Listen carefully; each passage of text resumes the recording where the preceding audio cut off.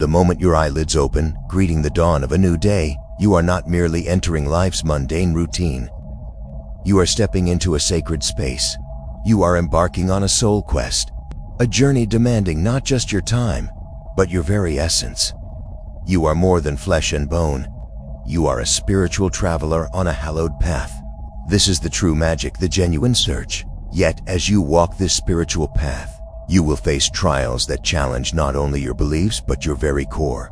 The universe, in its infinite wisdom, presents us with three great tests to forge and refine the soul. One of the initial and fundamental tests is the ability to release your attachments, the trial of detachment. The concept sounds simple, but it is deeply demanding on an emotional level. You see, we all carry anchors, people, objects, ideas we cling to and believe define us. These are things we love, things we think we cannot live without. But the core question is, can you let them go? Imagine your life as a tree. As you grow, you accumulate leaves. These are your attachments.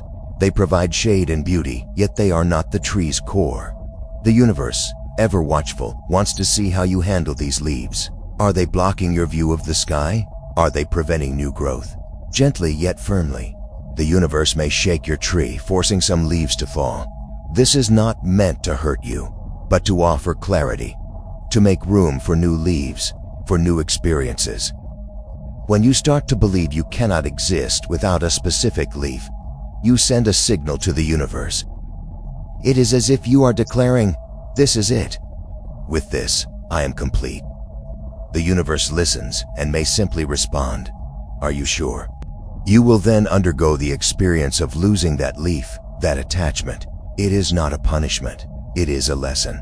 It is the universe asking you, did the tree die when the leaf fell, or did it create space for fresh growth, for new life?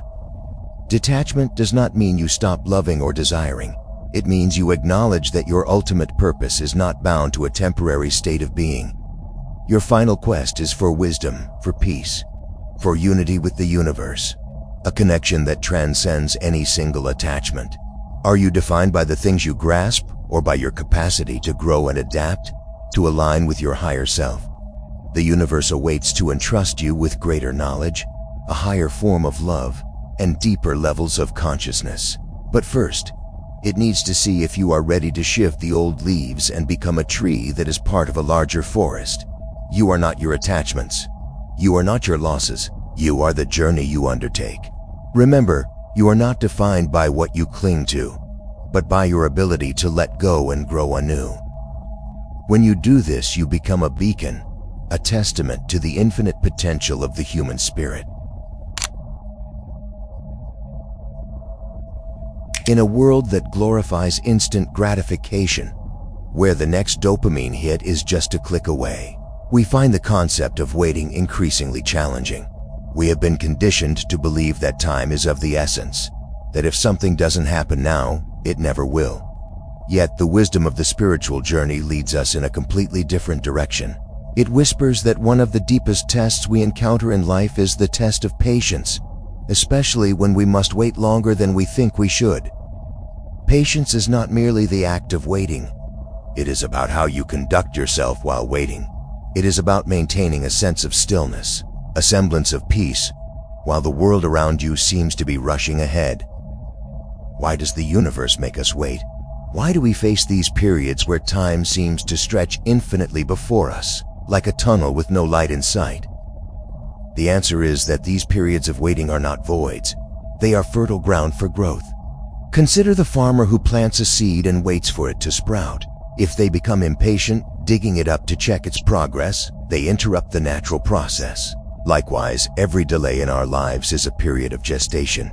The universe is not asking if you can wait. It is asking if you can do so with grace, with understanding, with a heart full of hope, rather than a mindset of despair. Instead of seeing the wait as an affliction, view it as a space of preparation. The universe is not depriving you. It is preparing you for something that matches your readiness, your deservingness, your goals, your dreams, your spiritual awakening. They are all great achievements in the making. How do we make this process of waiting less agonizing? We must learn to find contentment in the present moment. When we are at peace with the present, the uncertainty of the future loses its frightening power. Instead of feeling you are wasting time, you realize you are gathering insights, building spiritual muscle, and enriching your soul. When the door finally opens, you will recognize that the depth of your joy is precisely because you had to wait for it. It is a joy enhanced by the process, deepened by patience. Your life is not just the events that unfold, but also the intervals between them. Every moment you wait is not lost, it is invested. You are not being held back. You are being prepared for something so profoundly fulfilling that when it finally arrives, you will understand why every second of waiting was worthwhile. In the quiet moments, when you find yourself yearning for progress, remember that true progress is happening within you. Waiting is not the absence of action. It is a form of action, the silent, invisible development of your inner self. Life's journey leads us through sunlit meadows, but it also guides us into raging storms. It is easy to feel grateful and full of faith when the skies are clear. But what happens when the clouds gather, the winds rise, and everything around you begins to fall apart? It is in these exact moments that the test of faith emerges, not as a cruel examination, but as a vital growth spurt for your soul. Imagine your ship being tossed from side to side in a tumultuous sea. It would be easy to abandon the vessel, but faith is the compass that urges you to hold fast, to trust that your ship was built to withstand the storm. It is your conviction that the turbulence is not a sign of impending doom, but a passage to calmer waters. Consider the metaphor of the diamond. It starts as a piece of carbon.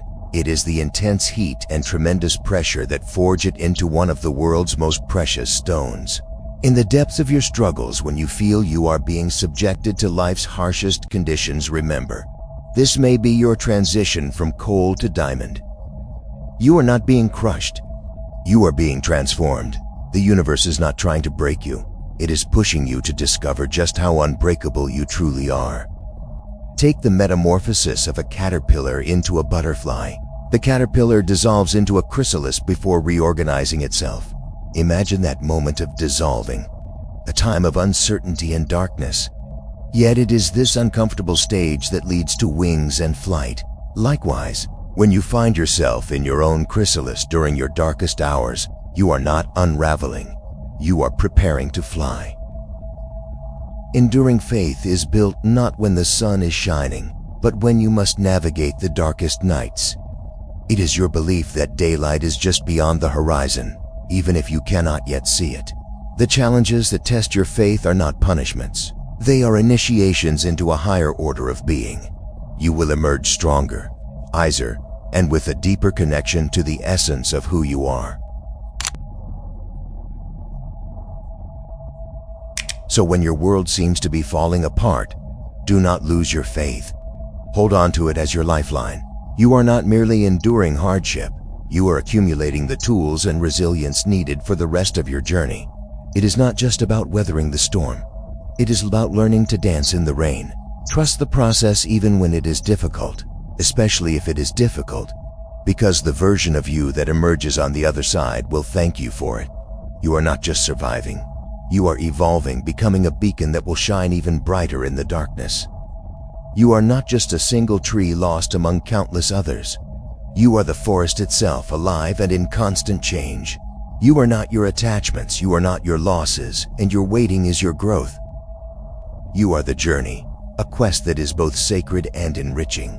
You become the universe in motion, a sacred story eternally unfolding.